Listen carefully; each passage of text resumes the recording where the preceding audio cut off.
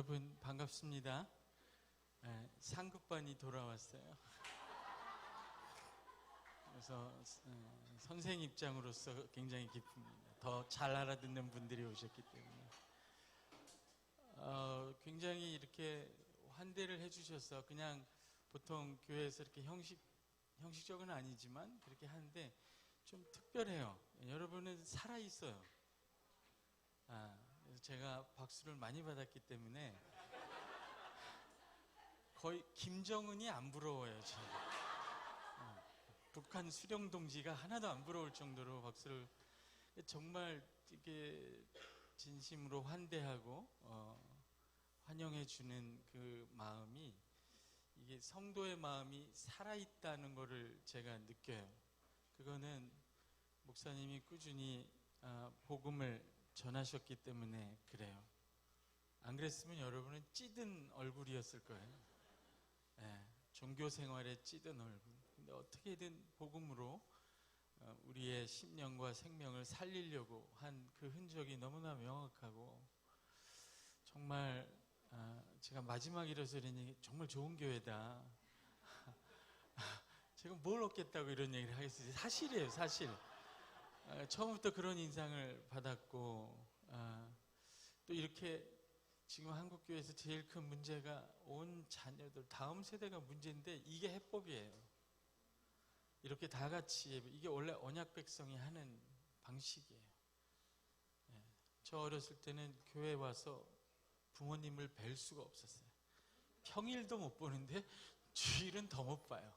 완전히 뿔뿔이 흩어지는 이게 근대 교육이 나이별로 성별로 사람들을 다 나눠서 했기 때문인데 하나님 백성은 언약 공동체는 그렇게 배우는 게 아니에요. 자녀는 정말 부모의 신앙과 공동체의 그 신앙과 삶, 그 경건의 분위기를 통해 젖어가는 거지. 너무 잘하고 계세요. 그리고 어저께도 제가 들었지만 이 소그룹 모임에서 성령 안에서 그리스도 안에서 말씀 안에서 하나님의 사랑 안에서 지혜롭게 자기의 삶을 나누고 정말 이 어두운 세상에서 끌고 들어올 수밖에 없는 우리의 연약함과 어둠을 함께 나누고 같이 울고 같이 위로하는 나그네 된 공동체라는 게 너무 희망적이에요. 교회가 코이노니아가 없는 교회가 너무나 많기 때문에 사람들이 말라가는데 여기 정말 살아있는 교회고 저는 여러분은 어떻게 생각할지 모르지만 저는 굉장히 희망적으로 생각해요. 이 교회 정말 잘 될 수 있다. 정말 잘 된다는 의미가 한국교회에 커다란 답을 줄 수 있는 정말 좋은 교회. 제가 박수를 한번 여러분 가만히 계세요. 제가 여러분에게 하나님께 박수를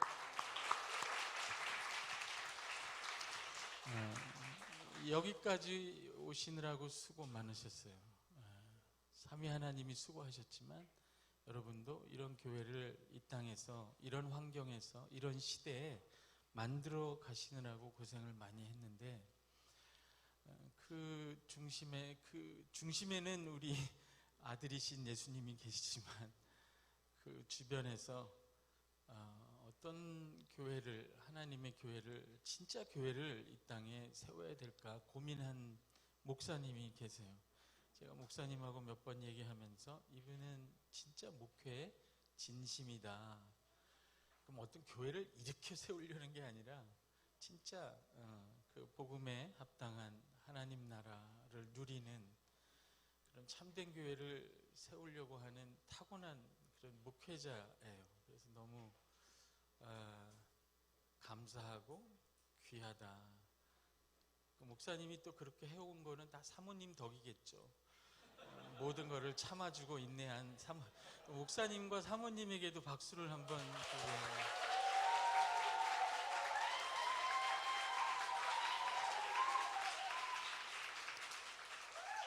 역시 저한테 한 것보다 더 많은 환호가 뭐 어쩔 수가 없죠. 그것까지 제가 욕심을 내지는 않겠습니다. 당연한 마음을 갖고 또 여러분 자녀들 손 들어보세요. 자녀들 여러분 뭐 이 교회 뭐 목사님이 복음을 맨날 얘기해서 힘들다, 지겹다, 똑같다 이러시는데 진짜 다른 교회 가보세요. 노예 생활이야. 여기가 얼마나 좋은지 몰라서 그래요, 여러분이. 지금 엄마 아버지하고 이렇게 같이 자녀들이 귀찮다고 해도 너무 행복하고 안전하게 느낄 거예요. 자녀들은. 세상에 이런 자녀들 날 보세요. 나를 이런 교회와 예배와 이런 환경으로 나를 인도한 부모님에게 박수를 치세요. 감사합니다. 감사의 박수. 이제 마지막 하나 남았어요. 부모님들은 자녀들이 여러분보다 탁월하게 설교를 알아듣고 노트를 하고 여러분이 잘못된 거를 가르쳐주고 막 이렇게 또렷또렷한 2시간을 또렷또렷하게 듣는 이런 기막힌 자녀를 가진 거에 대해서 하나님께 감사하고 정말 자녀들이 또 이렇게 잘 순종하고 여기 있어준 그런 자녀들의 위대함과 그 자녀들에 대한 감사와 격려의 박수를 또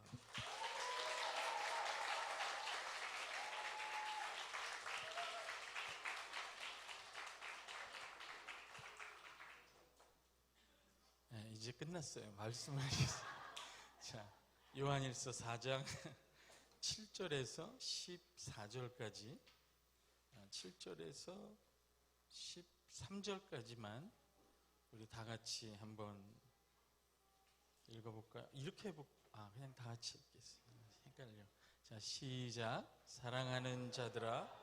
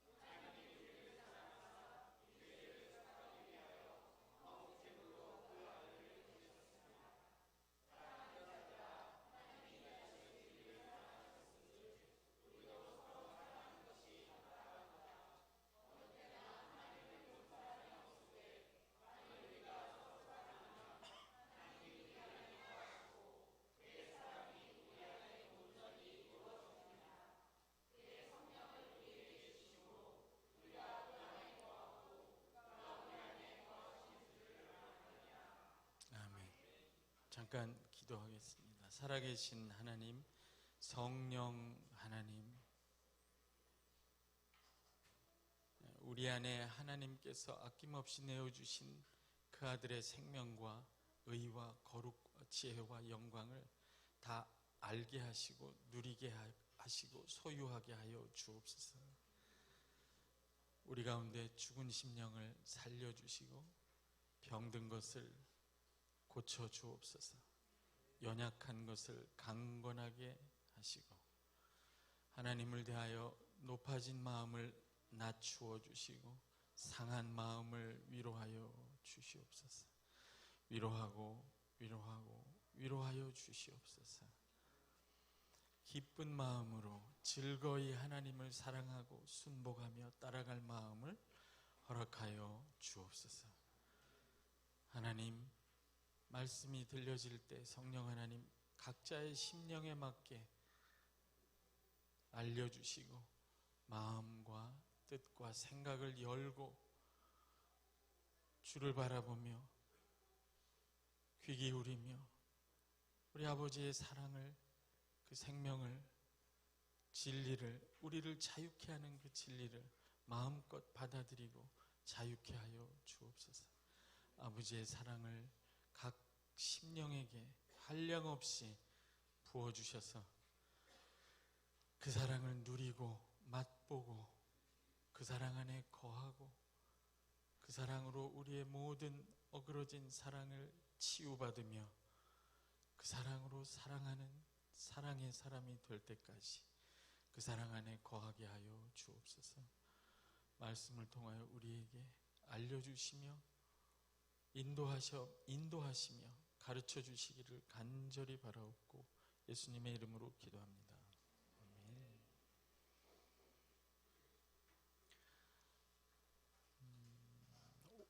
오늘 제목은 온전한 코이노니아라고 되어 있는데, 우리가 첫 시간에는 코이노니아의 중심에는 우리끼리 있는 것이 아니라 하나님께서 이 코이노니아를, 이 코스모스, 세상 속에서 창조하시려고 이 죄와 죽음과 허무 아래에 있는 더럽고 썩어지고 허무한 세상 안에 깨끗하고 생명이 넘치는, 사랑이 있는, 빛이 있는 코이노니아를 회복하시려고 그 아들을 보내셨다. 그래서 그 아들이 교회, 곧 코이노니아의 중심에 계셔야 한다. 우리가 모일 때, 만날 때, 내가 나 자신을 대할 때, 가정에서 서로를 대할 때 그 중심에 이 생명의 말씀이 있어야 한다. 그 아들이 코이노니아의 중심이고, 두 번째는 이 코이노니아 안에 우리를 살리는 생명이 거하고 있고,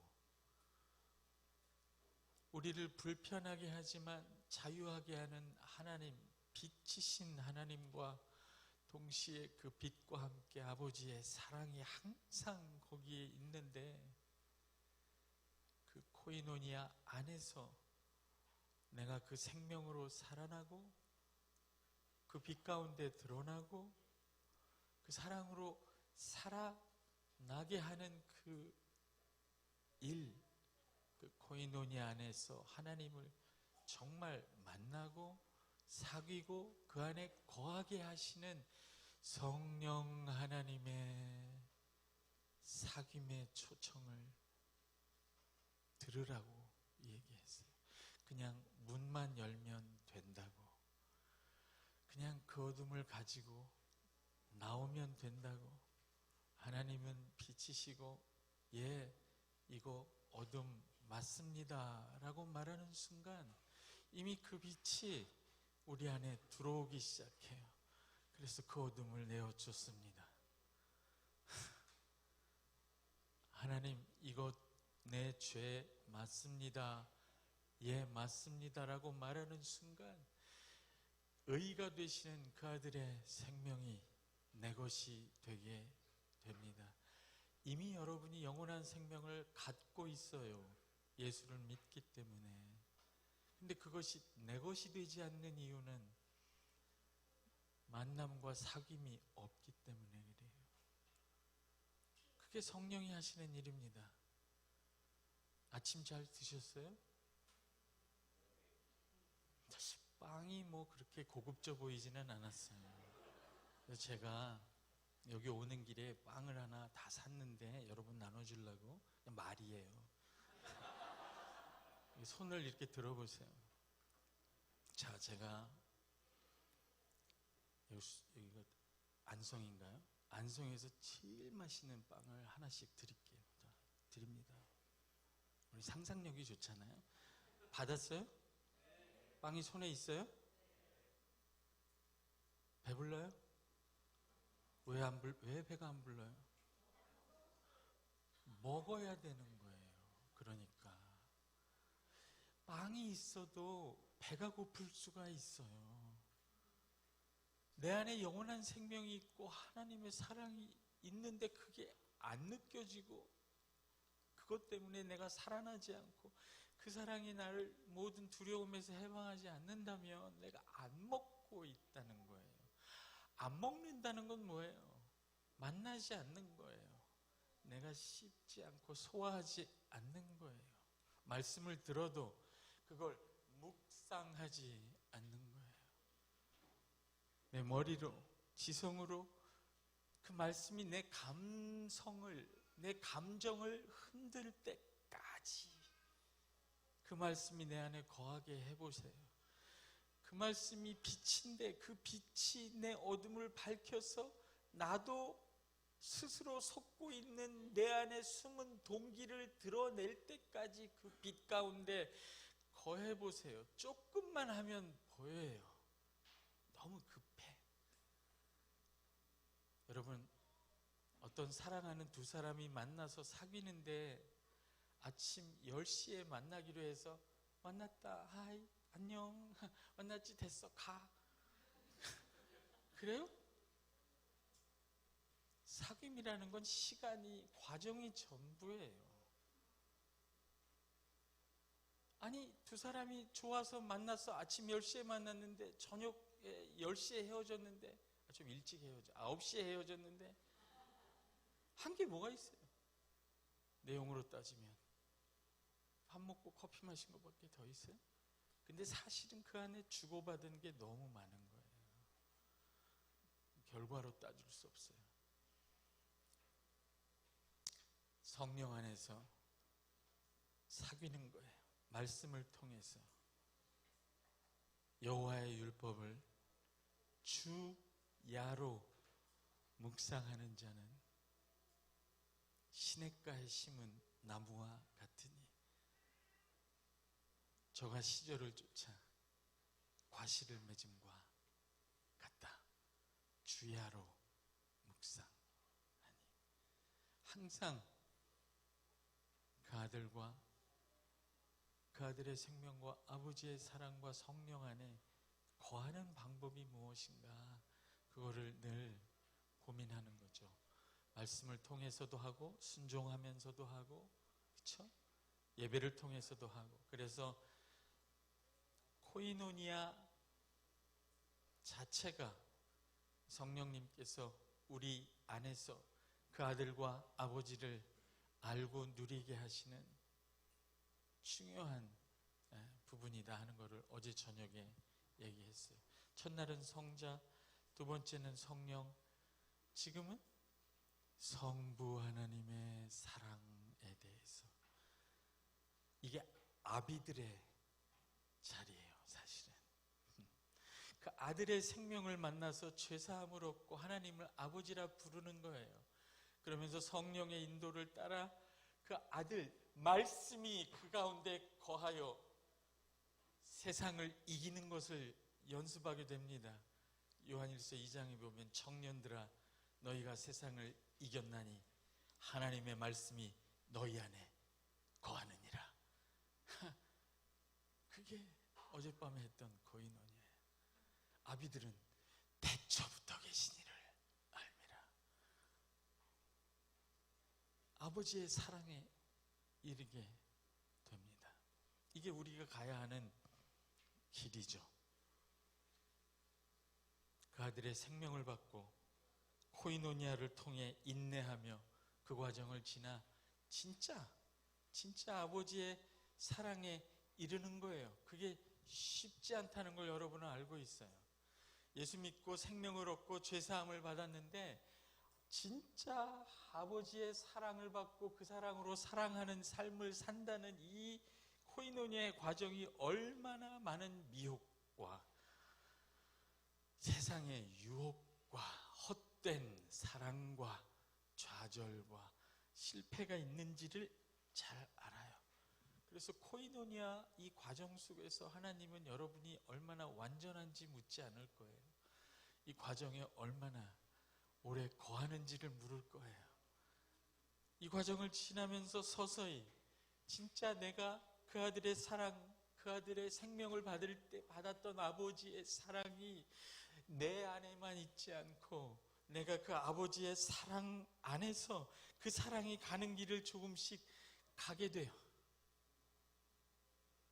하나님의 사랑을 내가 받은 것과 그 아버지의 사랑으로 내가 나를 사랑하고 다른 사람을 사랑하는 것 전혀 다른 문제예요. 오래 걸려요. 씨앗을 심어놓고 싹이 트고 열매가 맺는 것처럼이나 하나님의 사랑을 이렇게 아는데 나는 용서받았는데, 나는 얼마든지 나를 하나님의 사랑으로 용서할 수 있는데 저 사람의 저 조그만 잘못은 그렇게 용서가 안 되는 거예요. 그러니까 요한일서가 말하는 이 코이노니아의 시작은 그 아들의 생명이 죽은 우리를 살리시고 아버지의 사랑을 알게 하시는데, 그 사랑이 우리 안에 있지만 않고 그 사랑 안에 내가 들어가서 그 사랑이 인도하는 대로 걸어가는 데까지가 그렇게 오랜 코이노니아 과정이 걸린다는 거예요. 이걸 하나님이 하십니다. 오래 걸리지만 제일 당연하고 신기한 거는, 내가 하나님의 사랑을 그렇게 잘 아는데 그 사랑으로 다른 사람을 사랑하는 건 정말 안 되는 거잖아요. 그 사랑으로 나를 사랑하는 것조차 힘들어요. 그러니까 요한서신은 이렇게 시작합니다. 태초부터 계신 생명의 말씀을 받아서 그 생명을 얻은 자들이, 요한일서 2장, 3장, 4장을 거쳐 4장까지 오면 아버지의 사랑에 이르러요. 그러니까 우리의 문제는, 숙제는 뭐냐면, 내가 그 아들의 생명을 받고 죄사함을 받고 하나님을 아버지라고 부르는 우리, 그 아들의 생명을 받은 내가 과연 어떻게 해서 아버지의 사랑에 이르게 될까? 그 아들의 생명을 받고 죄사함을 받고도 이 세상을 사랑하기 시작하면 아버지를 사랑하는 사랑에 이르기가 어려워요. 그 아들의 생명을 받고 죄사함을 받고 가운데 세상이 있어요. 코스모스가 있고 코이노니아가 있어요. 여러분, 직장이 있고 세상이 있고 교회에 오잖아요. 그런데 세상을 사랑하거나 세상이나 세상의 정욕대로 따라가기 시작하면 형제를 사랑할 수가 없어요. 시기와 질투와 분이 납니다. 아버지의 사랑을 받고 시작했는데 아버지의 사랑에 이를 수가 없어요. 그걸 다루는 것이 교회예요. 코이노니아, 이 과정. 어떻게 그 아들의 생명을 받은 내가 아버지의 사랑에 이를 수 있을까? 그 길을 가시는 거예요. 하루아침엔 안 되지만 울며불며 가는 거예요. 아멘. 그래서 하나님의 사랑은 시작된 사랑이 있습니다. 사랑은 언제나 하나님이 시작하세요. 우리에게 어떤 그런 사랑이 어떻게 있어요? 우리는 그렇게 사랑할 수 있는 존재가 아니에요. 사랑은 하나님께로부터 나는 거예요. 하나님이 사랑이시고 사랑은 언제나 하나님께로부터 시작합니다. 내가 하나님을 조금이라도 사랑하는 이유는 하나님이 수없이 나를 사랑했기 때문이에요. 내가 먼저 하나님을 사랑해서 하나님이 그 대가로 나를 사랑하는 적은 없어요. 당신이 하나님을 사랑하기 전에도, 사랑하지 않는 때에도, 사랑의 일을 그만둔 때에도 하나님은 당신을 사랑했어요. 사랑하고 있고 그만두지 않을 거예요. 사랑은 하나님에게서 시작합니다. 언제나요. 우리가 기도하지 않았는데 하나님은 이 아름다운 만물을 창조하시고 우리에게 선물을 주셨습니다. 그리고 그 사랑을 그 아들이 전달했어요. 시작된 사랑이 있고 전달된 사랑이 있습니다. 그 아들을 통해서 우리는 사랑이 무엇인지 드디어 알게 돼요. 비로소 내가 했던 건 사랑이 아니었구나. 이게 진짜 사랑이구나. 사랑이 뭡니까, 여러분? 여기 있는 청소년들은 대답을 할 수 있을지도 몰라. 정답을 말할 것 같아. 지나가는 중학교 2학년 학생한테 물어보면 길거리에 사랑이 뭐냐? 가슴이 뛰는 거겠지 뭐. 너 없이 못 사는 거고. 그것도 사랑이에요. 성경은 사랑을 뭐라 그럽니까? 아주 낯설어요. 고린도전서 13장, 사랑을 묘사할 때 처음 나오는 단어가, 사랑은 오래 참는 거래요. 그게 사랑이라고 생각해 본 적이 있어요? 여러분, 세상 사람들이 사랑이 뭡니까? 라고 물어보면 대중가요 가수가 오래 참는 겁니다. 이래요? 이렇게 달라요.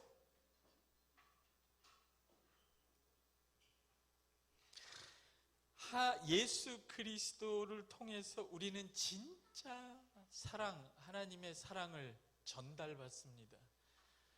그리고 하나님께로부터 출발한 사랑은 그 아들을 통해 우리에게 들어오고, 그 사랑은 원래부터 도달하고자 하는 목적지가 있어요. 빛이 어둠을 뚫고 지나가듯이 온전한 사랑이라는 말은, 그 온전하다는 말은 원래 도달하고자 하는 그 목적지에 다 이르렀다, 이런 뜻이에요. 텔레이온, 원래 도달하고자 하는 목적지에 다 이른 사랑. 그러니까 하나님이 그 사랑을 시작해서 그 아들을 통해 그 사랑을 우리에게 전달하시고, 그 사랑이 우리 안에 거했을 때 그 사랑은 우리를 통해서 도달하고 싶은 최종 목적지가 있는 거예요. 나에게서 머물지 않아요. 빛의 본질도 나눔이고 생명의 본질도 나눔이듯이 우리 안에 있는 사랑은 끊임없이 자기를 나누어서 내가 사랑할 수 없는 대상을 향해서 나아갑니다. 나하고 가장 가까이 있는 사람 누구예요? 나예요. 나. 여러분, 여러분을 하나님의 사랑으로 사랑하세요? 수많은 그리스도인들이 자기를 얼마나 학대하는지 몰라요. 하나님의 사랑으로 나를 사랑하는 법을 배워야 돼요. 그것도 쉽지 않아요. 여러분이 여러분을 사랑하는 방식으로 여러분을 사랑하는 거지, 하나님이 여러분을 사랑하는 방식으로 여러분을 사랑하냐는 거예요. 내가 나를 하나님의 방식으로, 하나님의 사랑으로 내가 나를 사랑할 줄 모르는데 어떻게 내가 내 이웃을 내 몸처럼 사랑합니까? 내가 나를 학대하는 방식으로 다른 사람을 학대하겠죠. 그걸 배우는 거예요. 하나님의 사랑이 우리 안에 거했을 때 그 사랑은 나 자신을 향하여, 그리고 나하고 가장 가까운 사람, 아내, 남편, 자식, 끝까지 절대로 포기할 수 없는 사랑으로 사랑하게 만들어요. 그래서 교회 공동체, 믿음의 형제 자매를 사랑하는 데까지 흘러가요. 그게 사랑이 도달하고 싶은 목적지예요. 그리고 교회를 넘어서 사랑을 모르는, 너무나 사랑을 하고 싶은데 사랑이 안 되는 사람들이에요. 여러분, 사랑이 얼마나 하고 싶으면 남자가 남자를 사랑하겠어요? 그 사람들도 사랑을 찾고 있는 거예요. 세상은 그런 것이, 얼마나 사랑이 안 되면 돈을 사랑하겠어요? 너무나 불행한 거예요. 사랑하고 싶은데 사랑이 안 되니까 다른 걸 사랑하는 거예요. 마약을 사랑하고 술을 사랑하고. 이 세상의 문제는 사랑이 왜곡되고 변질된 문제예요, 여러분. 이걸 하나님이 치유하십니다. 치유하세요. 그 사랑이 온 세상 땅끝까지 마지막 남은 한 사람, 하나님을 원망하고 저주하는 그 사람, 직장에서 내가 예수 믿는다고 나를 괴롭히고 적대하는 그 부장님한테까지 흘러갈 때까지 그 사랑은 멈추지 않아요. 아버지께로부터 시작해서 그 아들을 통해, 나를 통해, 교회를 통해, 가정을 통해 세상으로 흘러가고 흘러갑니다. 처음에는 그 사랑이 내 안에 가득해 있지만, 그래서 기쁘지만, 점점 더 그 사랑은 나를 끌고 내가 그 사랑 안에 거하기를 원하고 그 사랑이 가는 대로 가기를 원해요. 그 사랑이 데려가는 데까지 가보세요. 제가 보장하건대 여러분이 꿈꾸고 계획한 인생보다 훨씬 영광스럽고 아름다워요. 대부분은 하나님의 사랑을 받았지만 그 사랑에 이끌리지 않죠. 오래 걸려요. 내 생각과 내 욕심을 따라, 내 뜻을 따라 내 인생을 끌고 가지, 하나님의 사랑이 나를 이끄는 대로 끌고 가지 않습니다. 끌려가 보세요. 내가 사랑하는 게 아니에요. 폭포수같이 쏟아지는 하나님의 사랑의 강물에 그냥 나를 놔두는 거예요. Let it flow. 그냥 가게 두세요. 여러분이 할 수 있는 건 단 한 가지밖에 없어요. 여러분 하나님의 사랑 안에 거하고 그 사랑이 여러분을 채우도록 놔두세요. 거하세요. 말씀을 통해든 찬양을 통해든 기도를 통해든.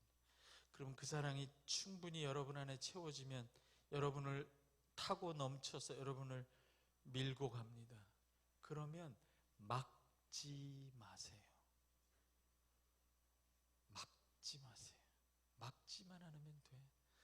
긍휼한 마음이 솟아오르면 막지 마세요. 놔두세요.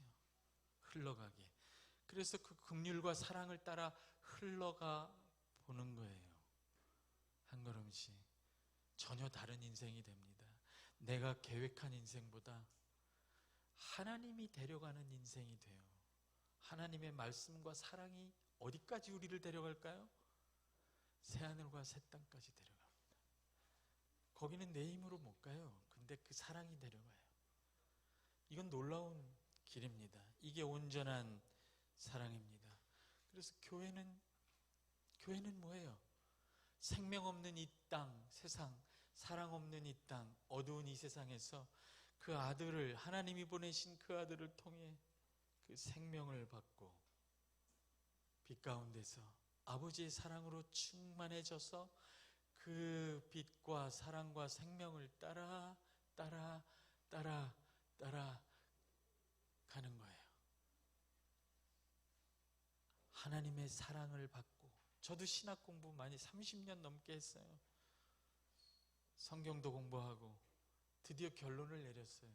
신학이란 무엇인가? 하나님을 아는 것이란 무엇인가? 교회란 무엇인가? 인생이란 무엇인가? 이거예요.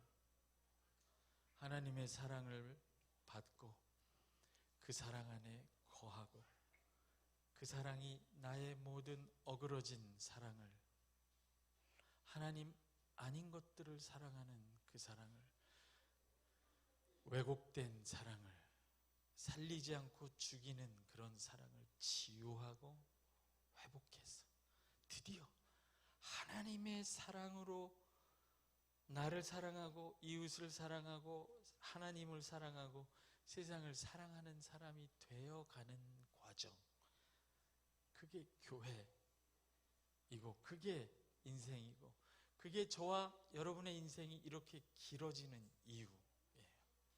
제가 생각할 때. 그래서 오늘 말씀에 보면 7절, 8절에 보면 사랑은 하나님께 속한 것이다. 하나님은 사랑이다. 이렇게 이야기합니다. 이게 무슨 뜻이냐면요. 원문에는 사랑은 하나님께로부터 나온다. 그런 뜻이에요.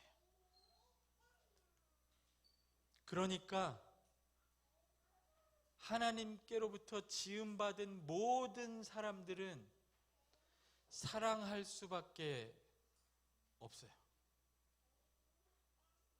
그리고 그 사랑은 왜곡된 사랑이든 잘못된 사랑이든 하나님으로부터 출발한 사랑인데 사랑할수록 잘못돼요. 왜 그런지 아세요?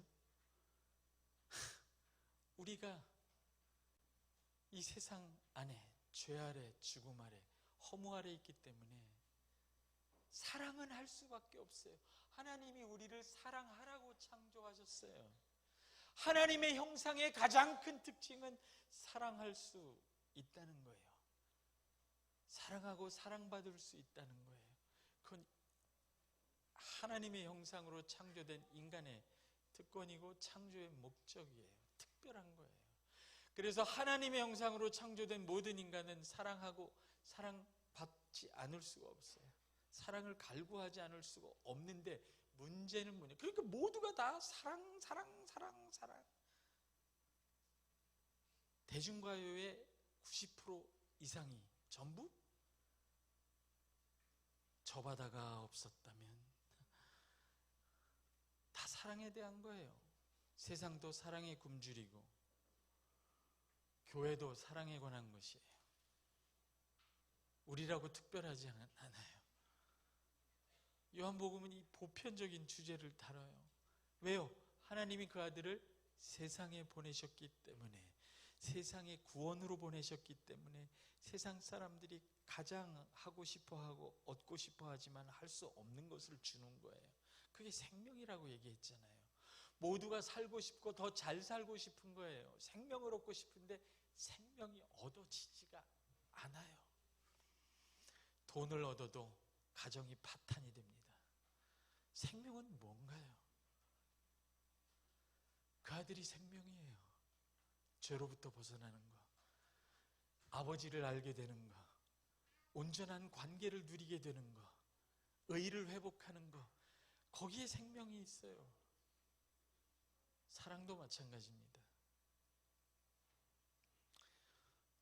다 사랑을 강구해요. 여기 나는 사랑 없이 살 수 있다, 이 손 들어보세요. 그 사람은 자기만 사랑하고 살겠지. 모두가 사랑을 갈구하는데 사랑이 안 되는 문제, 그게 제일 큰 거예요. 그 대중가수가 노래하잖아요. 사랑은 아무나 하나. 신학 교수님이 가요도 많이 들어요. 도대체 이 사람들은 뭐라고 하나? 사랑은 아무나 하나? 하고 싶은데 안 되는 거예요, 여러분. 제가 미국에서 이렇게 유학할 때 차를 뭐 거의 똥차 수준인데 그게 크루즈 컨트롤이라는 게 있더만요. 그거 아세요? 고속도로 갈 때 그걸 딱 누르면 엑셀을 밟지 않아도 쫙, 이게 얼마나 상상을 해보세요. 얼마나 편한가. 또 미국 땅은 얼마나 넓어요. 제가 미시간에서 옐로우스톤까지 가는데 이게 2박 3일이에요. 전후에 아무도 없어. 나는 이러다 길을 잃는. 다리가 아프니까 크루즈 컨트롤을 딱 놓고 쭉 가는데, 그러면 차가 시속 한 80, 60km로 달리는데 엑셀을 밟지 않고 핸들을 딱 놓으면, 그러니까 핸들까지 놓고 싶죠. 힘드니까. 그러면 차는 앞으로 갈까요? 계속? 두 가지 때문에 안 돼요. 첫째, 길이 휘어 있어요. 길 자체가. 둘째, 자동차의 운전대 자체가 휘어 있어. 그러니까 이게 속력을 밟으면 밟을수록 더 삐뚤어요. 사랑하면 할수록 상처가 더 많아져요.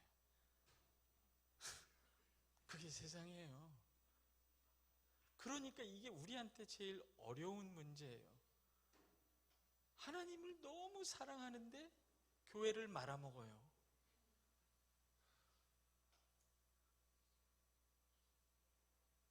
어느 목사님이 교회를 너무 사랑해서 나이가 80인데 은퇴를 못해. 자기 자식이 아니면 도무지 줄 수가 없어. 다 교회를 너무 사랑해서 그런 거예요.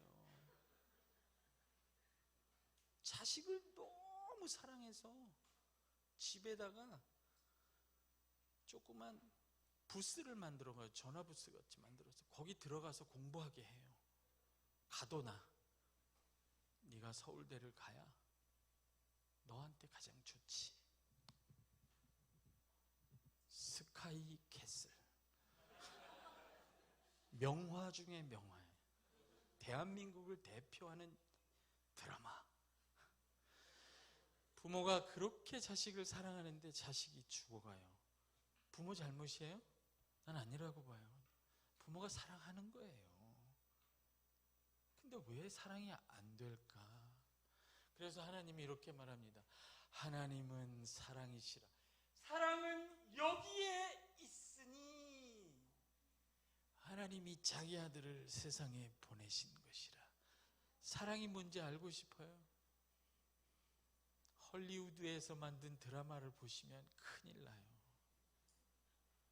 예수 그리스도를 보세요. 그리스도를 보내신, 그 아들을 보내신 하나님을 보세요.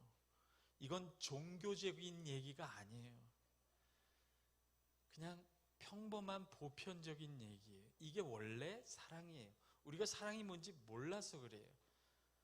안다고 생각할지 몰라도 언제 깨닫냐면 이건 사랑이야. 너무 진실해. 자기한테는 진실하거든요. 죄가 나한테는 언제나 진실해요. 그게 내가 죄인이라는 증거예요.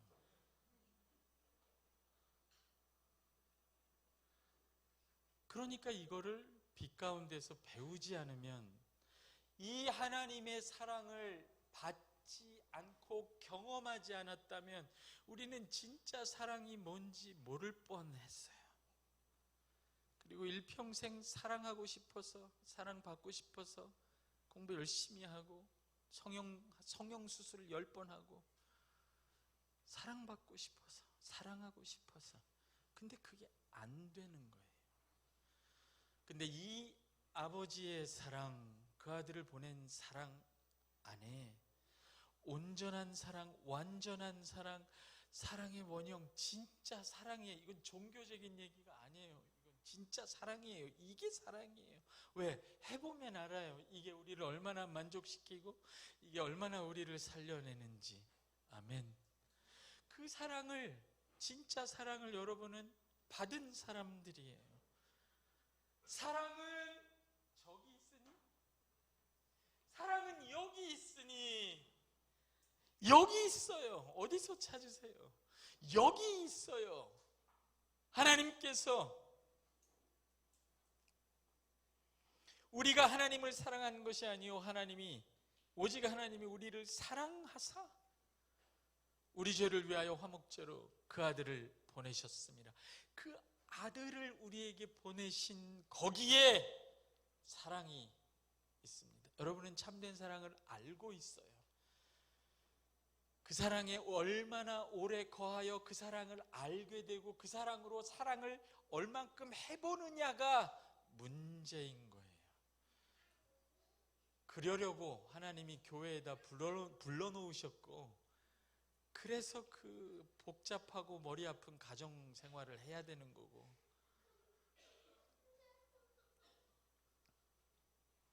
그래서 그 직장 생활도 해야 되는 거예요. 여러분은 돈 벌러 직장에 가는 거라고 생각하겠지만 하나님이 돈이 없어요. 어떻게 보면 사랑이 뭔지 배우게 하려고 보내시는 거겠죠. 아멘 안 하시네. 그래서 이 하나님의 사랑의 특징이 무엇이냐? 참된 사랑의 특징을 그냥 사랑이겠지, 아니에요. 가만히 뜯어보면 이 참된 사랑, 우리가 받은 진짜 사랑, 세상이 다 알지 못하는 이 사랑의 특징이 몇 가지 나옵니다.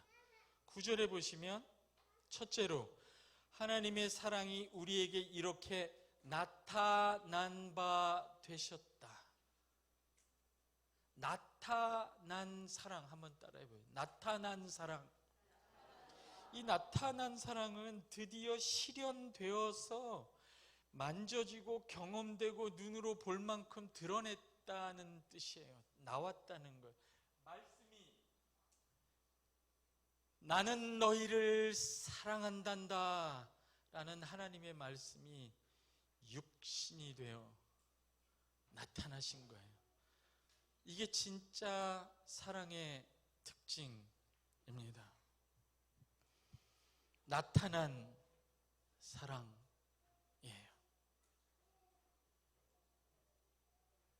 이게 하나님의 사랑의 특징입니다.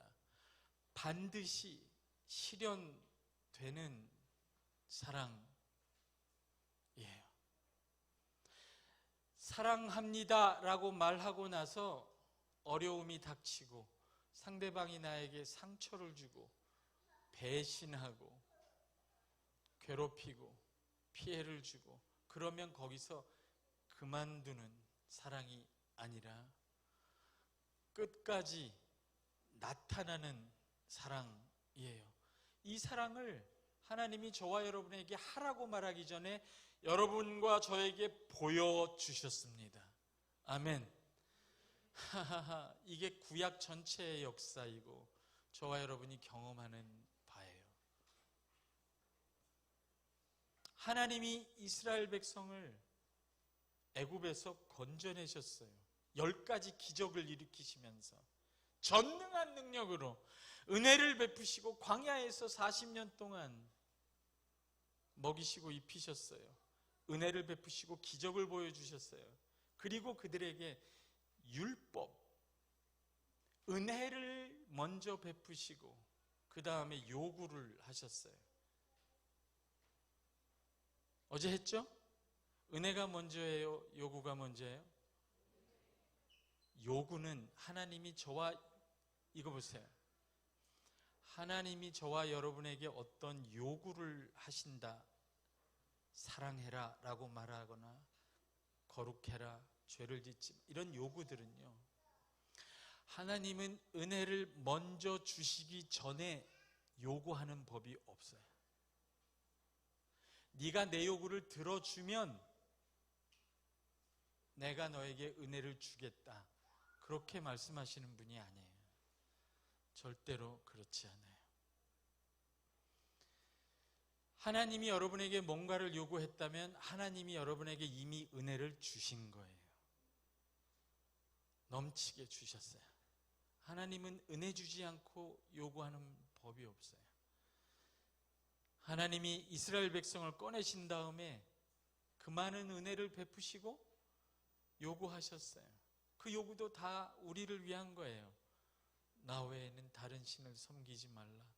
하나님만 섬길 때 우리는 하나님 밑에서 하나님께 영광을 드리는 하나님의 형상을 가진 인간으로 회복됩니다. 그리고 온 만물은 우리 발 앞에 복종하게 돼요. 우리가 이 만물을, 이 피조물을 하나님 자리에 놓기 시작하면 하나님은 발밑으로 가고 우리는 만물 밑에서 비참한 존재가 돼요. 나 외에는 다른 신을 두지 말라라고 하고 하나님을 경배할 때 우리는 하나님과 함께 올라가요. 그를 경배할 때. 그러면 내가 섬기던 우상들은 다 발밑에 와서 나에게 순복합니다. 그게 예배예요. 예배는 그래서 우리를 치유해요. 하나님의 명령들은 다 우리를 치유하고 그가 주신 은혜를 충만히 누리게 만드는 요구예요. 부모가 자녀에게 밤에 자기 전에 이빨 닦으라고 그러는 게 부모를 위해서 그러는 거예요. 물론 부모도 좋지만 말 들어주면 자녀를 위해서 하는 거예요. 근데 율법에다가, 돌판에다가 율법을 기록해서 지키라 했는데 그 많은 은혜를 받고 율법을 버립니다. 들은 척도 안 해요. 그러면 선지자들을 보내서 말씀을 전하게 합니다. 안 들어요. 그럼 어떻게 해요? 포기해요? 하나님이 우리한테 너무 실망해서 저 배은 망덕한 것들, 그리고 그만둬요? 그 사람 그렇지 않죠? 이제는 그냥 그 말씀이, 그 아들이, 말씀이 신 아들이 육신이 되어 그냥 오세요. 그래서 그 아들, 내려가는구나 내가 지금. 이게 성육신 하려면 내려가야 되네. 그 아들을 받은 당신 안에, 육신이니까 이 말씀이 되신 육신이 그 아들을 받은 그 사람 안에 들어가서 그 말씀이 그 거듭난 심령에 심겨버려요. 아예 그날에는 내가 내 말을 너희 마음에 기록하리라. 더 큰 은혜로 다가옵니다. 이스라엘 백성이 하나님 말을 안 듣고 왕들이 눈이 뽑히고 나라에서 쫓겨나서 포로로 끌려갔는데 400년이 지났어요. 여러분, 이 정도로 배신하는 백성이면 버려도 돼요. 400년 동안 하나님이 아마 속상하셨던 것 같아요. 하나님은 한 번 속상하면 400년 동안 말을 안 하셔. 이게 좀 너무 심한데, 우리는 싸우면 한 4일 정도는 최대치인데 하나님 400년이니까, 하나님이니까 하루가 천년 같으니까 이해해 주세요. 하나님이 화가 나셨다는 것보다도 생각 좀 해봐라 이런 거겠죠. 그동안 생각을 하죠. 이스라엘 백성들은 앞으로 하나님이 두 가지를 알아요. 첫째, 하나님의 말씀은 패하지 않는다. 하나님은 반드시 약속을 지키신다. 그 다음에 어떻게 될까 막 고민을 하는데, 400년 후에 배은망덕한 이스라엘 백성 앞에 선지자를 보내는 게 아니에요. 그냥 아들이 와버려. 직접. 그리고 돌판에 안 써요. 그냥 마음속으로 들어와 버려. 아예.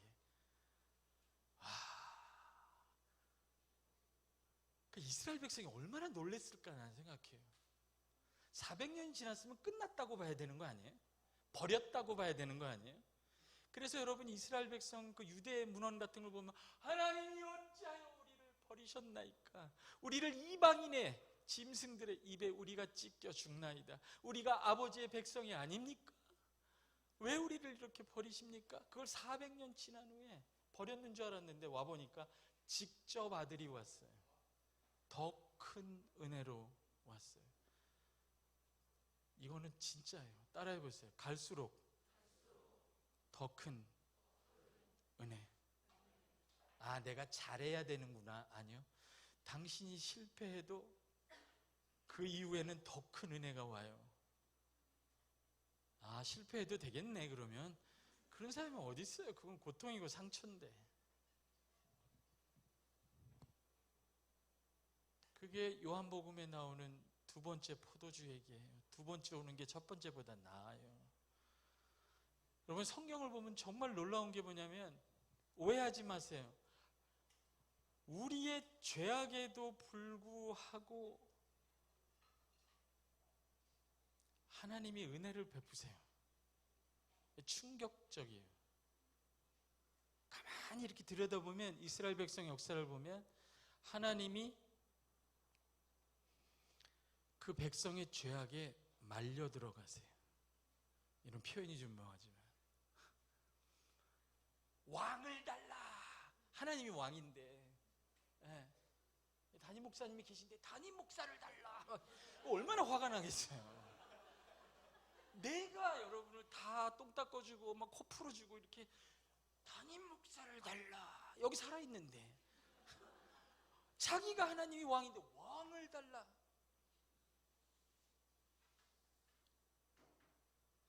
딸이 14살이 되니까 짧은 치마를 달라. 노란 머리를 달라. 처음에 이제 머리를 다 깎아버리고 싶다 막 이런 생각이 들죠. 근데 가만히 보면 부모도 말려 들어가요. 그러면 짧은데 그러면 무릎까지만 하자. 이게 나중에는 노란 머리는 진짜 그냥 분홍색으로 하자. 말려들어요. 왜냐하면 그 자녀를 죽여버릴 수, 아니 없애버릴 수가 없거든. 그게 어떻게 하냐고. 그러면 그거를 살려야 되고 그걸 어떻게든지 기다려서 정신 들 때까지 그걸 붙들어야 되잖아요. 하나님도 그냥 할 수 없이 왕을 줘요. 사울을 줘버려. 골탕 좀 먹어봐라. 사울을 주다가 골탕을 먹고 막 너무 괴로우니까 그냥 다윗을 주잔다. 다시 이렇게 부모님 같아. 그래서 말려들어. 점점 우리 죄에 말려들어요. 불쌍해. 하나님이 보면 막 고민이야. 그래서 다윗을 주고 막 왕을 하면 그 다음부터는 이제, 근데 거기에 이게 내가 표현이 이래서 그렇죠. 그게 또 하나님의 섭리예요. 그 다윗 같은 왕을 장차 메시아를 기대하게 만들고 나중에 그게 자기 아들을 보내는 섭리야. 하나님이 더 머리가 좋으셔. 네가 왕을 달라고 했을 때 나는 이미 내 아들을 보낼 준비가 돼 있는 거예요. 근데 겉으로 보면 하나님이 우리 죄에 말리는 것처럼 보여요. 그렇죠? 어쨌든 간에 이게 신비해요, 여러분. 그러니까 우리가 아무리 죄로, 심한 말을 하고 싶은데 안 해. 난리 벚구통을 쳐도 하나님께는, 오해하지 마세요, 큰 문제가 안 돼요. 드디어 내가 죄를 지을 기회가, 이렇게 생각하는 사람 없죠. 그래서 이건 내가 한 말이 아니에요. 사도 바울이 한 말이 얼마나 위험한 말인 거 보세요. 죄가 더한 곳에 은혜가 더하니라. 이 위험한 말 아니에요? 근데 실제로 보면 오해하지 마세요. 그래서 죄는 형벌이 따르죠. 고통이 따라요. 하나님의 마음을 아프게 해요. 나도 괴롭고. 그러나 그 죄가 하나님의 사랑과 섭리에 있어서 중대하기는 하나 결정적인 요소가 되지는 못해요. 하나님의 사랑이 그걸 얼마든지 극복합니다. 어저께 여러분 코이노니아를 얘기했죠? 그쵸? 하나님이 빛이신데 죄인인 내가 그 안에 거할 수 있다고 했잖아요? 따라오세요.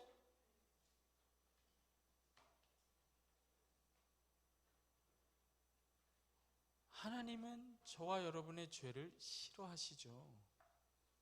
죄는 문제예요. 그러나 결정적인 문제가 못 돼요. 더 심하게 얘기하면 큰 문제 아니에요. 왜냐하면 그 죄를, 어두움을 하나님의 코이노니아 안에 가지고 들어오면 하나님이 그것을 해결할 방법이 있어요, 없어요? 있죠. 얼마든지 있어요. 그 은혜가 언제나 우리의 죄악과 연약함을 압도합니다. 압도해요. 오해하지 마세요. 그래서 복음은 위험하게 들려요.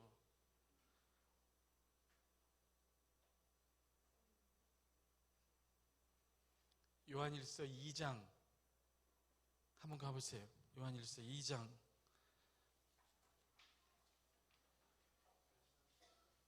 요한일서 2장 2절 한번 읽어볼까요?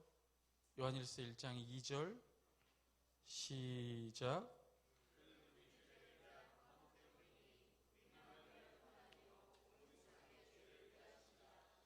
이걸 어떻게 이해할 수 있는가? 여러 가지 방식이 있지만 이런 거예요. 하나님이 저와 여러분을 위해서 속죄하신 속죄의 능력은 우리만 위한 게 아니라 온 세상을 위한 것이라, 우리의 죄를 대속하는 그 역량보다 훨씬 큰 속죄라는 거죠. 따라오세요? 우린 돈 얘기를 해야 쉬워. 여러분이 1,000만 원을 빚졌는데 하나님이 여러분에게 줄 수 있는 건 100억이라는 거예요. 어떻게 보면 그 속죄의 능력이 온 세상을 위한 것일 만큼 큰 것이기 때문에 우리의 죄는 얼마든지 하나님께 갖고 오면 사해질 수 있죠. 갖고 오면. 그죠? 그 코이노니 안에 들어오면. 그래서 이런 결론이 생겨요. 잘 들어보세요. 하나님은 저와 여러분의 죄를 싫어하십니다. 그러나 하나님이 저와 여러분의 죄보다 더 싫어하는 게 있어요. 그거는 그 죄 때문에 하나님의 코이노니아에서 멀어지는 거예요. 그걸 더 싫어하세요. 그렇게 멀어지기 시작하면 여러분은 그 죄 가운데에서 죽을 거예요. 죄 때문에 죽는 게 아니라 그 죄에서 돌이키지 못하기 때문에 죽는 거예요. 하나님은 우리의 죄를 싫어하십니다. 그건 하나님을 아프게 해요. 우리를 고통스럽게 하고. 그러나 하나님이 우리의 죄보다 더 싫어하시는 것은 그 그 죄의 문제를 해결할 수 있는 하나님의 품 안에서 멀어져 가는 거예요. 그러니까 코이노니아가 답이에요. 코이노니아 자체가 답이에요. 그 안에 거하는 것 자체가 답이에요. 아멘. 코이노니가 뭐예요? 함께 하는 거예요. 그 함께 하는 것 속에서 우리는 사랑, 하나님의 사랑, 그 사랑이 끝내 사랑으로 나타나는 것, 온전히 실현되는 것, 우리의 죄와 허물과 어둠을 넘어서는 하나님의 사랑이 열매를 맺고 실현되는 것을 보게 되는 거죠. 그게 코이노니아의 능력이에요. 함께하는 능력. 제가 결혼 생활이 이제 거의 30년이 넘었어요. 정확히 따지면 잘 생각이 안 나는데. 죄송합니다. 우리 집사람이 보고 있으니까. 지금 약간 피로도가 있어서 30년이 넘었어요.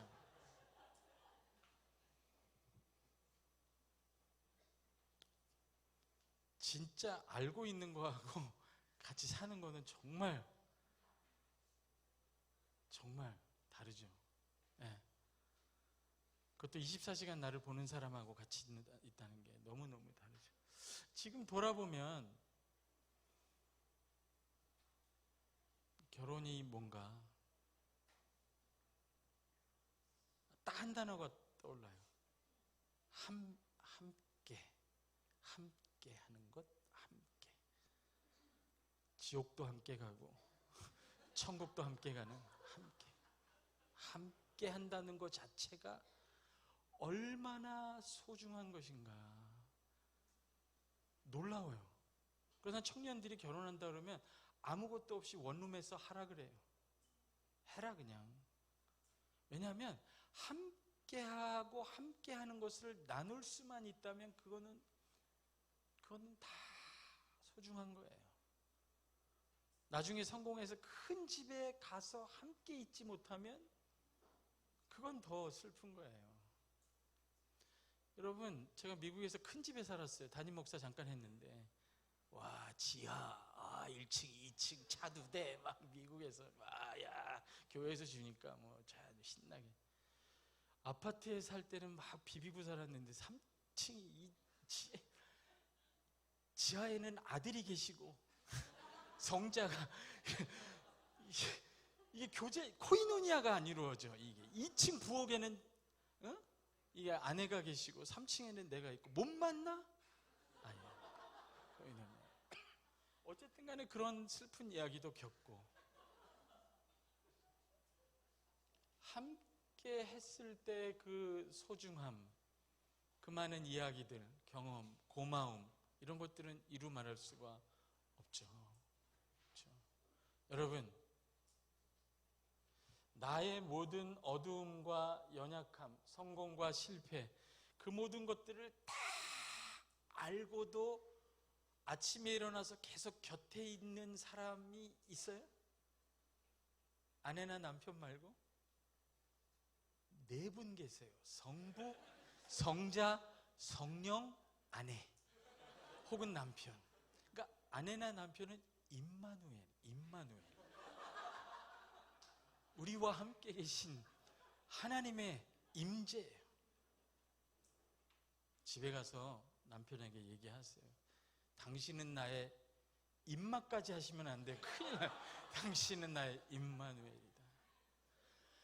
이게 모든 것을 같이 겪으면서 함께 해왔다는 그 공유, 이게 코이노잖아요. 공유. 이것의 아름다움은 이루 말할 수가 없는 거예요. 이거는 성격이 안 맞아서 때려치고 그거를 넘어설 때 겪는 그 아름다움은 이루 말할 수가 없어요. 그 과정 자체의 아름다움은.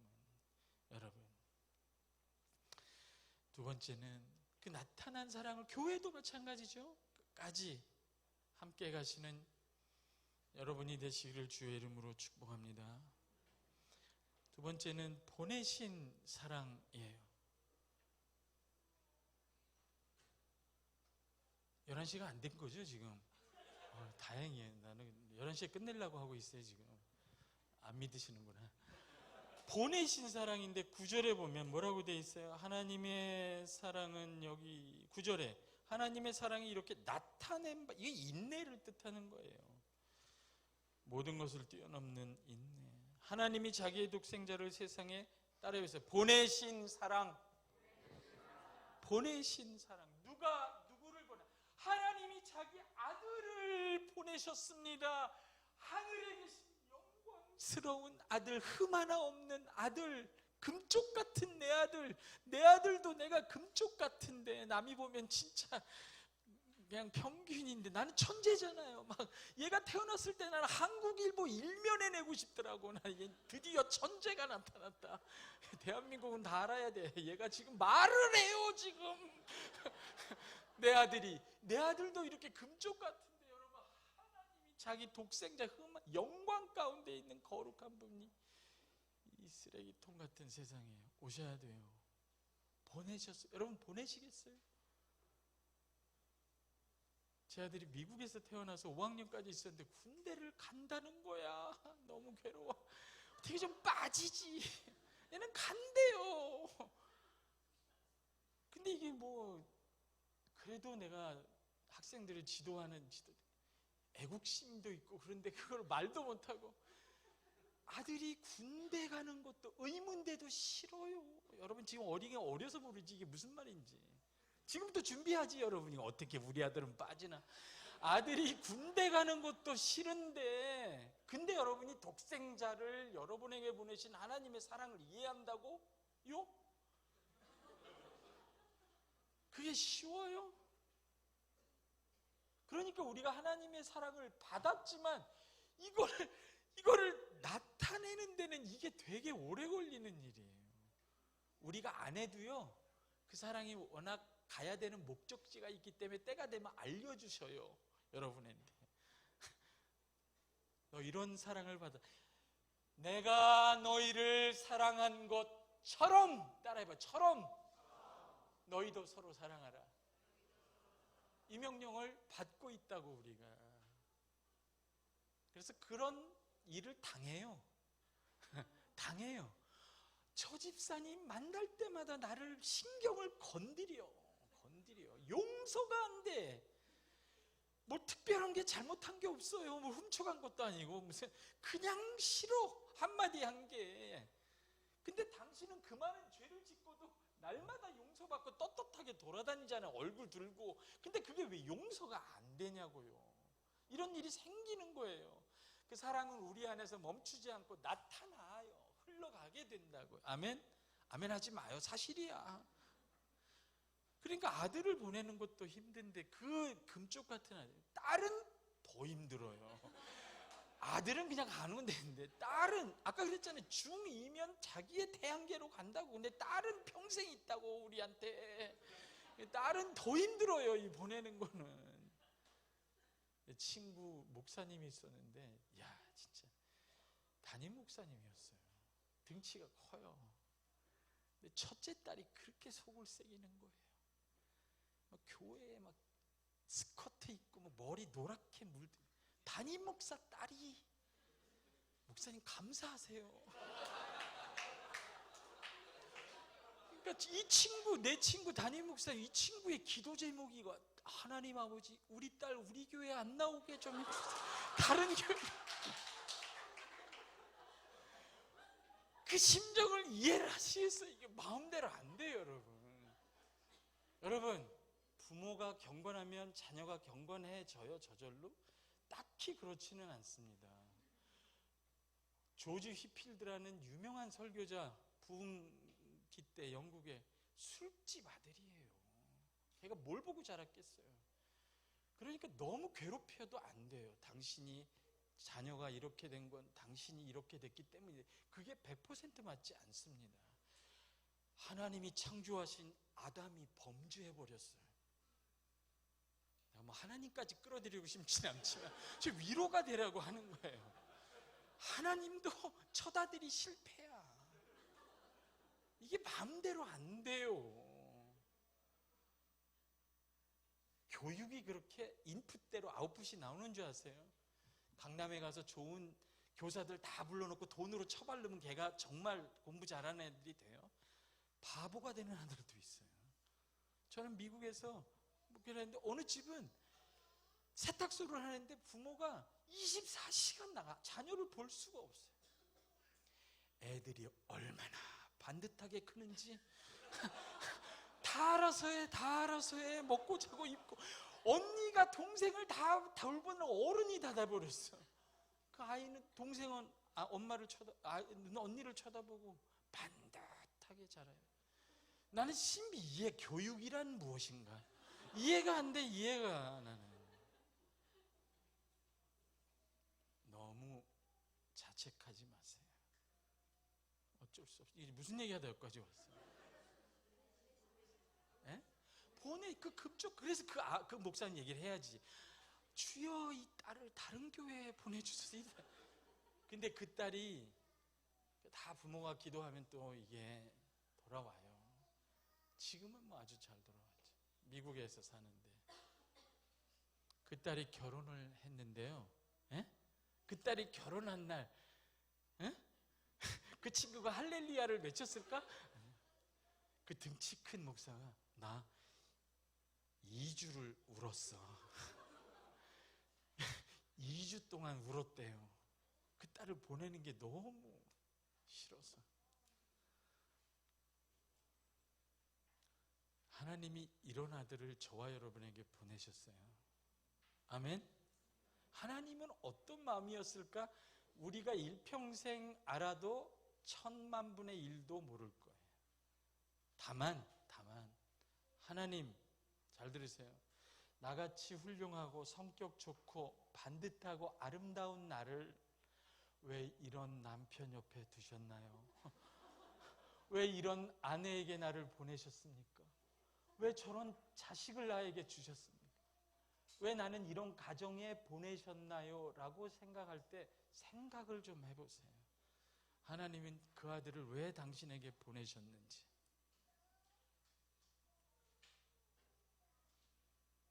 불평하기 어려워요. 신앙의 성공은 내가 예수 믿어서 더 좋은 자리로 가는 게 아니라 나를 보내신 이 처참한 자리에서, 남은 알지 못하는 이 고통의 가시방석 속에서 내 안에 계신 생명의 말씀과 아버지의 사랑을 피워내는 거예요. 한 송이의 꽃처럼. 하나님은 보세요. 하나님은.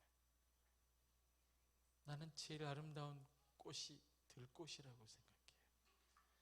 들판에 피는 거예요. 그냥 알아주지도 않는 아름다운 부자의 귀인의 정원에 피는 꽃이 아니라, 예쁨을 받는 꽃이 아니라 누가 한번 볼까 말까 하는 들판에, 길가에 떨어진 씨앗, 거기서 피는 거예요. 아무도 봐주지 않는데 바람을 보내시는 하나님, 태양을 비추신 하나님 앞에서 아름답게 이름 없이 피다가 지는 거예요. 그게 제일 아름다운 꽃이라고 생각해요. 그런 인생이 불평하지 않고, 왜 나에게 이런 부모를 주셨나요? 왜 나를 이런 인생에 보내셨나요? 왜 나를 이런 직장에 보내셨나요? 적어도 하나님의 아들은 그거보다 더 멀고 험한 길을 오셨어요. 당신에게. 제가 미국에서 잠깐 설교 목사로 다닌 교회가 있었어요. 시카고에서 위스콘신까지 올라가야 되는데 유학생이 무슨 돈이 있어요? 똥차예요. 그 3살 된 아이를 태우고, 겨울에 위험하잖아요. 한번 섰었어요. 눈길에. 시카고 미러키에 겨울에 눈이 얼마나 오는지. 거기를 2시간 걸려서 매주 올라가야 돼요. 매주. 목사 한 수 받자마자 네가 맨 꼬라비니까 네가 거기 가서 해라. 거기 가서 한 거예요. 하루는 너무 멀고 고통스러워서, 하나님, 나를 왜 이렇게 먼 곳에 이 똥차를 끌며 보내십니까? 라고 하는 순간 뒤통수에 빵 하고, 얘야, 나는 그거보다 더 먼 길을 왔단다. 그때부터 입을 싹 닫았어요. 내가 할 말이 없어. 우리 찬양하잖아요. 하늘에서부터 이 땅까지, 이 더럽고 썩어지고 허무한 곳에 날 찾아왔어요. 그 아들이 이곳에, 이런 곳에 나와 함께 나 같은 인간을 찾아왔어요. 같이 있겠다고. 그게 보내신 사랑입니다. 어떤 학생이 나한테 이야기하더라고. 제가 미국에서 목회하는데 고등학생인데 부모가 항상 공부하라고, 왜 공부해야 되니? 왜 도대체 자기는 똑똑한 학생이에요. 그래서 이랬어요. 밤새서 공부해라. 최고가 되려고 노력하고 최선을 다해 공부해서 그 분야에서 최고가 되어라. 그리고 그 최고의 것을, 최고의 너의 모습을 전혀 값없는 사람들, 그 대가를 지불할 수 없는 사람들에게 주어라. 그게 예수 믿는 사람의 삶이다. 왜 공부해야 돼요? 남들보다 더 열심히 하세요. 최고가 되세요. 그리고 그것으로, 그 몫으로 내가 받을 수 있는 대가를 얻어내는 게 아니라 그걸 값없이, 그 대가를 치를 수 없는 사람들에게 하나님이 나를 보내실 때 기꺼이 가세요. 저는 정말 공부 열심히 했어요. 여러분이 알란가 모르는, 저 유명한 학자고, 그죠? 공부도 잘, 그만합시다. 나 시험 들고. 제 박사 논문 독일에서 출판한, 그만.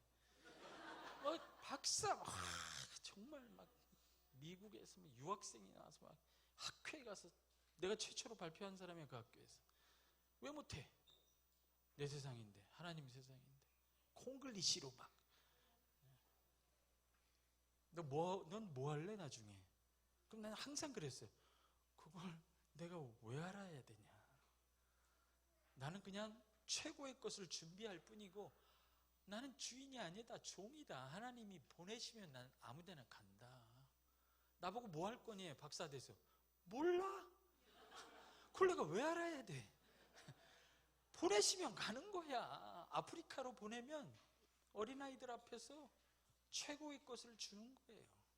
최고의 박사가 아프리카 어린아이들에게 성경을 가르치는 거예요. 그러면 내가 억울해요? No. 그 아이들은요, 하나님이 자기 아들을 주신 아이들이에요.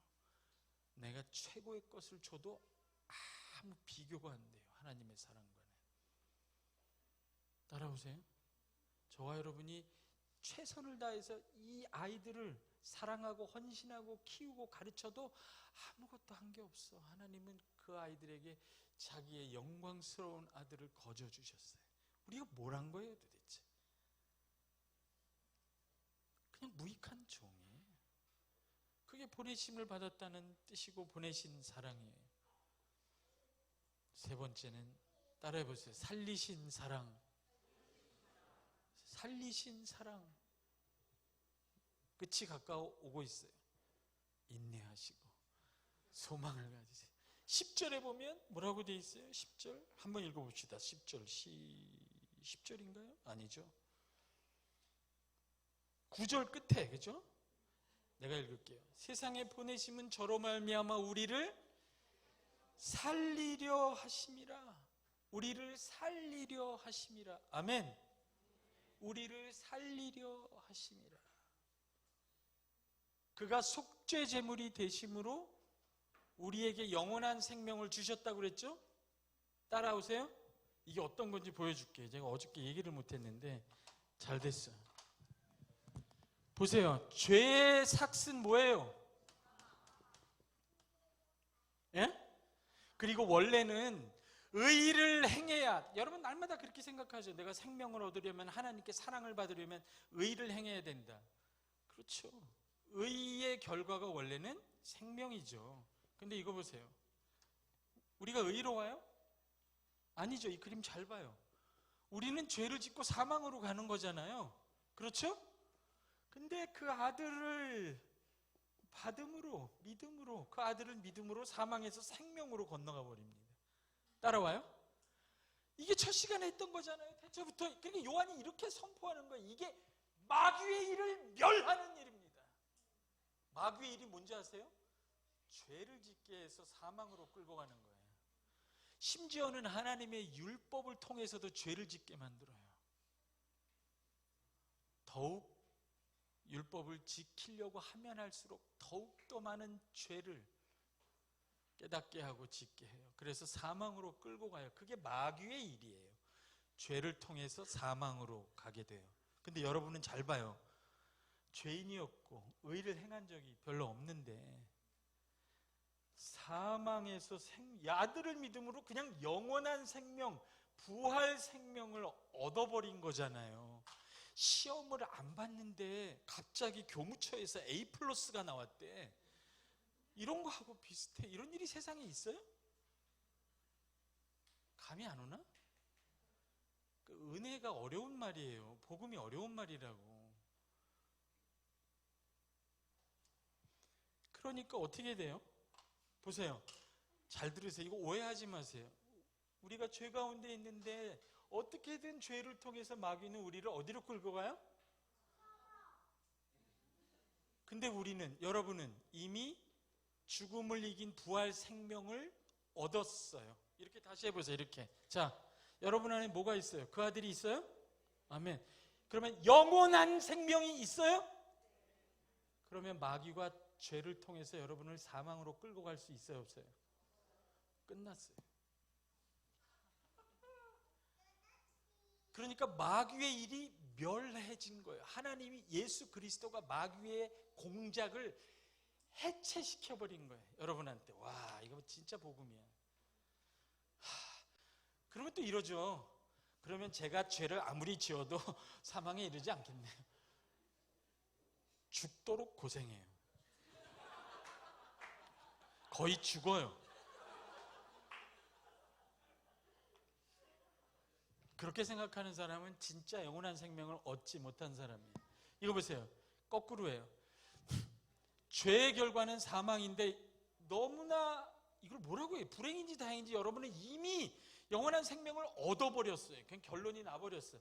마귀가, 잘 들어요. 여러분을 통해서, 죄를 통해서 여러분을 사망으로 끌고 갈 수가 없어요. 게임이 끝났어요. 마귀는 더 이상, 그래서 악한 자가 너희를 만지지도 못한다 이렇게 얘기하는, 건드리지도 못해요. 왜냐하면 마귀가 할 일이 없어. 당신하고 할 일이 없다고. 당신을 죄를 짓게 까지는 할 수 있는데 그 죄를 지어서 사망으로 끌고 갈 수가 없어. 사망으로 끌고 가려고 하는데 보니까 영원한 생명이 있네?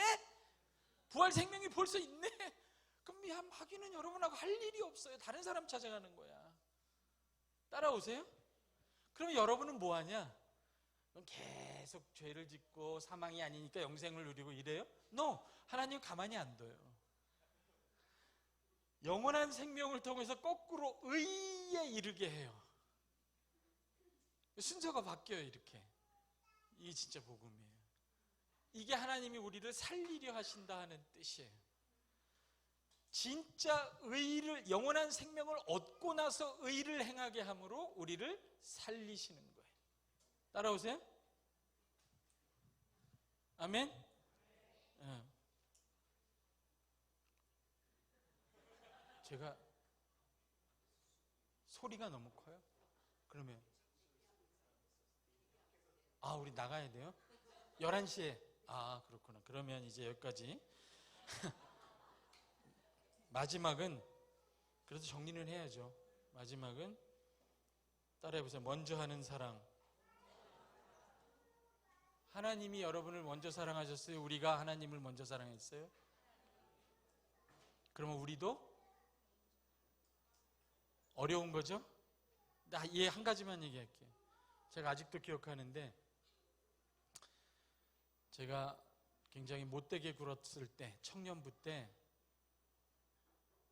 그 목사님한테도 제가 못되게 굴었는데, 어느 날 여름이었는데 교회에 갔는데, 지하에 갔는데 누군가 기도하고 있었어요. 누군가 기도하고 있었어요. 가보니까 그 강도사님이야. 주여 하면서 기도하는데 뭐 하나 하고 들어보니 영삼이가 주여. 그분이 나를 먼저 사랑하지 않았다면 제가 여기 없어요. 제가 주일학교 수련회 때, 주일학교 때, 그 캠프 때 오기 싫어서 집에서 자고 있는데 교사분이, 주일학교 교사가 우리 집에 와서 나를 업고 가서 자는 날을, 그때 그 교사가 없으면 여러분 이 설교 못 들었어요. 먼저 사랑하신 거예요. 하나님이 알아주지 않아도 그걸 먼저 사랑하는 겁니다. 사랑하는 여러분, 여러분이 저는 진짜 삼위 하나님의 코이노니아가 살아있는 교회가 되기를 주의 이름으로 축복합니다. 그거는 뭐와 같으냐면 이 어둡고 차가운 세상 속에서 이 안에 생명과 사랑의 빛이 가득한 모닥불이 피어있는 것과 같아요. 이 삼위 하나님의 코이노니아, 이 모닥불 같은 생명과 사랑과 빛의 이 빛을 활활 태우면 이 어둡고 추운 죽음의 땅에서 사는 사람들이 그걸 보면 와요. 따뜻하니까. 이 삼위 하나님의 코이노니아, 이 사랑과 빛과 생명의 불을 충분히 일으키고 풍성하게 일으켜서 여러분만 살지 않고 한국 교회도 살리고 이 땅을 살리는 주님의 은혜교회 성도들 가정되기를 주의 이름으로 축복합니다. 기도하겠습니다.